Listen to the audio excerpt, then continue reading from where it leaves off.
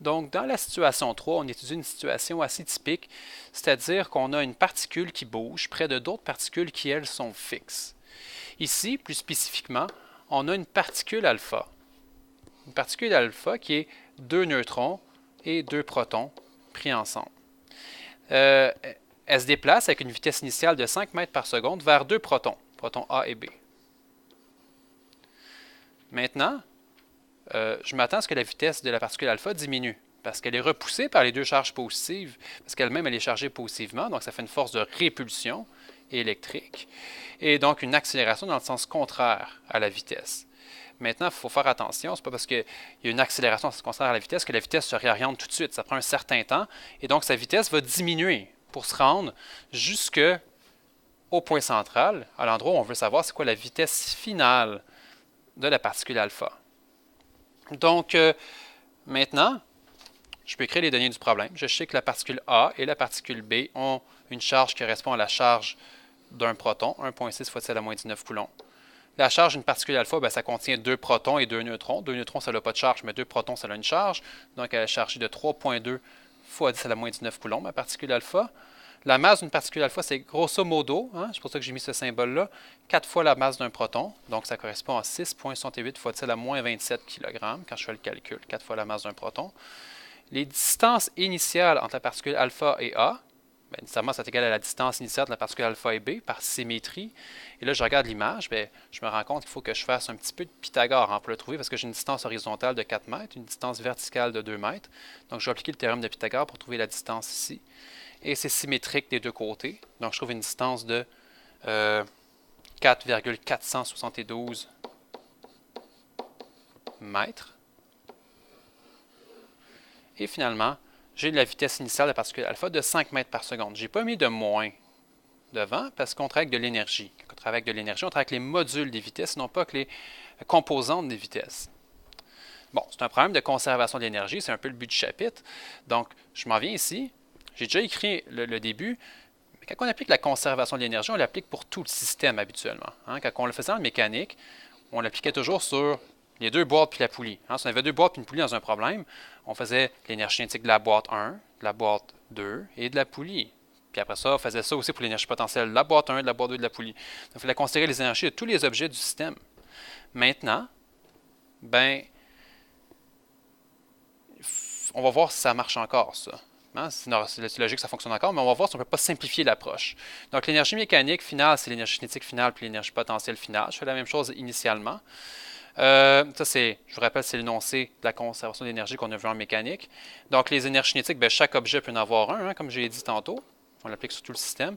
Et l'énergie potentielle, chaque paire d'objets peut en avoir une. Il y a 3 paires d'objets. Maintenant, je le fais aussi pour initial. Je développe ce terme-là. J'ai une équation assez longue et assez lettre, comme c'est souvent le cas avec l'énergie. Maintenant, ben, je peux simplifier cette équation un peu plus. Je peux me dire, ouais, mais A et B sont fixes tout le temps. C'est ça l'énoncé du problème. A et B, les protons, sont fixés en place. Donc, leur énergie cinétique va toujours être de 0, finalement et initialement.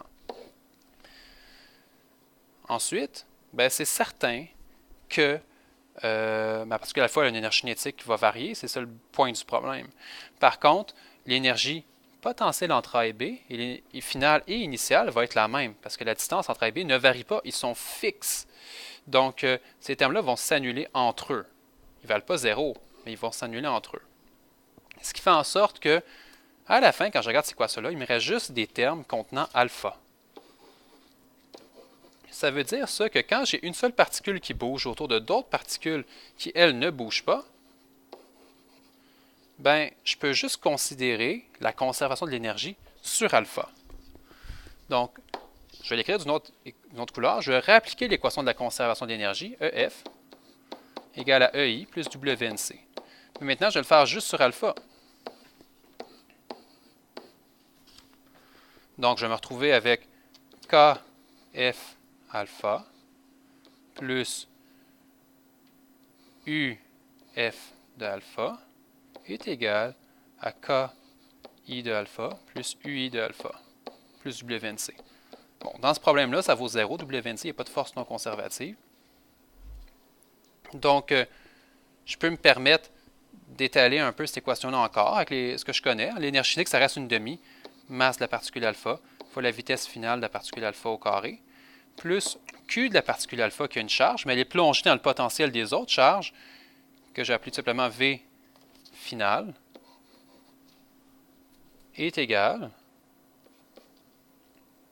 à 1 demi m alpha V initial de alpha au carré, plus Q de alpha qui est plongé dans le potentiel des deux autres, mais à la position initiale. Bon, moi ce que je cherche, c'est isoler VF, alpha, c'est le terme que je cherche, donc je vais l'isoler tout de suite. Donc je me retrouve avec l'équation suivante. VF alpha, c'est égal à plus ou moins, je prends la valeur positive parce qu'on est avec l'énergie, puis quand on travaille avec l'énergie, on travaille avec les modules, les normes, donc toujours positif. On a 1 demi m alpha vi alpha au carré plus q alpha vi divisé, il manque un terme, pardon, moins q alpha vf divisé par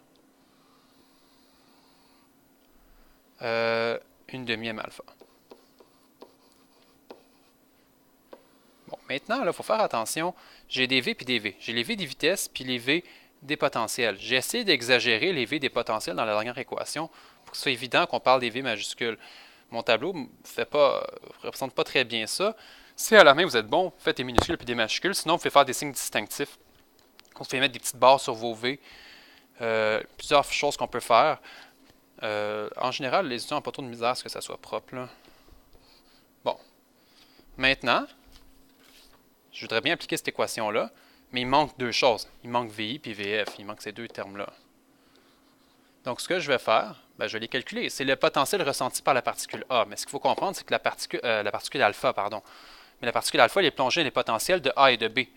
Fait que le potentiel initial que subit ma particule alpha, pardon, j'ai de la misère, c'est le potentiel que A fait à sa position initiale, plus le potentiel que B fait à la position initiale de la particule alpha. Et ça, c'est égal à K, QA sur R. Comment j'ai appelé ça en haut? RI alpha A. Donc la distance initiale, entre alpha et A. Plus K, QB sur RI alpha B. Donc, on calcule les potentiels que chacune des particules fait à la position occupée par alpha au début. Je laisse le calculer. Ça donne une valeur initiale de 6,44 fois 10 à la moins 10 volts. Je fais la même chose pour la fin. VF serait égal à VAF, donc le potentiel que A crée à la position finale de la particule alpha, plus VBF. J'ai essayé de faire d'économie d'indices ici.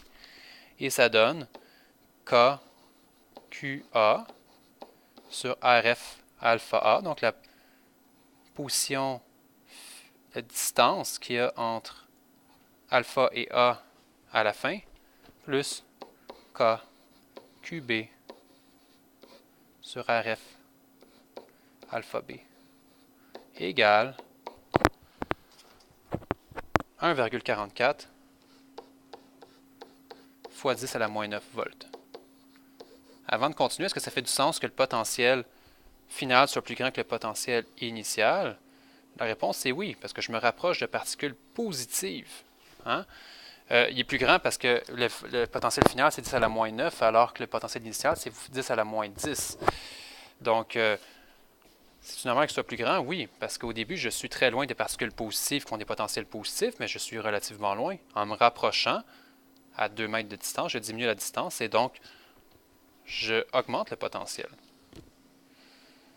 Et maintenant, je peux tout simplement prendre ces deux expressions-là, leurs valeurs plutôt, et venir comme on dit en bon québécois, les plugger ici. Et quand je vais calculer ma vitesse finale de la particule alpha, je vais trouver la réponse qui est celle du manuel. Euh, donc, la réponse du manuel qui est donnée par 0,417 mètres par seconde. Ce qui est la réponse, une réponse qui est assez logique en bout de ligne parce qu'on est effectivement plus petit que la vitesse initiale que j'avais. Donc, au moins, tout ce que j'ai trouvé à date satisfait la logique.